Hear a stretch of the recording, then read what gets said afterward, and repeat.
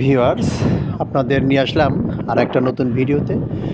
আজকে আপনাদের আরেকটি নতুন সুন্দর স্থানের সাথে পরিচয় করে দিব। আমি এখন যেখানে আছি অর্থাৎ আমি এখন যে পাশটা আছি এই পাশটা হলো বাঁশখালী পাশ। আর সামনে একটা ব্রিজের উত্তর পাশটা হলো আনোয়ারা উপজেলা পাশ। তো মাঝখানে অনেক বড় একটা সেতু, প্রায় ১ কিলোমিটার লং দৈর্ঘ্যের একটা সেতু। আমরা ব্রিজের উপরে অলরেডি উঠে গেছি। এটি সাঙ্গু নদীর উপরে অনেক বড় একটা ব্রিজ, যেটাকে ২টি উপজেলায় একত্রিত করেছে। আপনারা বিকালে অবশ্যই এখানে আসতে পারেন। বিকালে আমি মাঝে মাঝে এখানে যাই, প্রচুর পরিমাণ লোক হয় এখানে। আর পাশে অনেক ফলের দোকান আছে, আপনি তরমুজ, বাঙ্গি সহ পাহাড়ি অনেক ফলমূল আছে, যেগুলো আপনারা শখের বশত কিনে খেতে পারবেন।